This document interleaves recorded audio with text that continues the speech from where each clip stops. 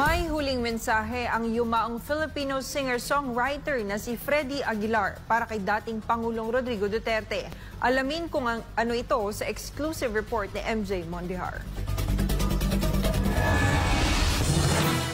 May 15 ngayong taon na isagawa sa Liwasang Bonifacio ang isang malaking rally bilang pagsuporta kay dating Pangulong Rodrigo Duterte. Dito dumalo ang mga malalapit na kaibigan ng dating presidente na ipinakulong ng Marcos Jr. government sa lupang banyaga dahil sa bintang na crimes against humanity ng kanyang gera kontra iligal na droga. Isa sa mga kaibigang dumalo at nag-perform noon ay ang isa sa mga alamat ng musikang Pilipino, ang singer-songwriter na si Freddy Aguilar. Sa eksklusibong panayam ng SMNI News nung araw na iyon, nanindigan si Ka Freddy na mali ang pagpapadala sa kanyang kaibigan sa ICC.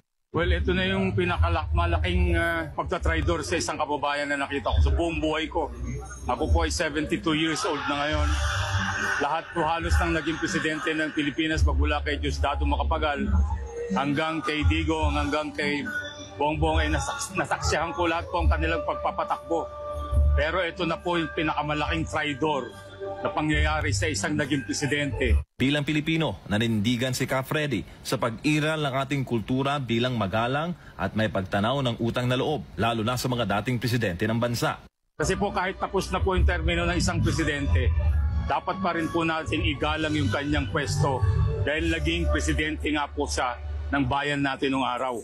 Bukod pa doon, isa po si Presidente Duterte o si Digong kung tawagin namin sa napaka-popular na presidente na nasaksihan ko rin sa buong buhay ko. Kilala si Ka Freddy hindi lang sa Pilipinas kundi sa buong mundo nang pasikatin niya ang Kantang Anak noong dekada 70. Ang Anak ay naisalin sa mahigit 20 wika at itinuring na isa sa mga pinakamabentang Filipino songs of all time. Hindi lamang sa musika, umalingaw-ngaw ang boses ni Freddy. Ginamit niya rin ito sa pagtuligsa sa katiwalian at paninindigan para sa mga mahirap at naaapi. Ilan pa sa kanyang mga tanyag na awitin ay ang Magdalena, Ipaglalaban Ko, at Bayan Ko na naging himig ng protesta sa panahon ng diktadurya.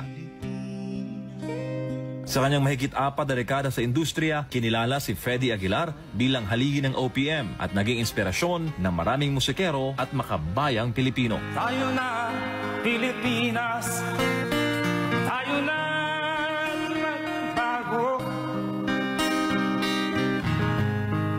Hawak kamay tayo para sa pag-asa.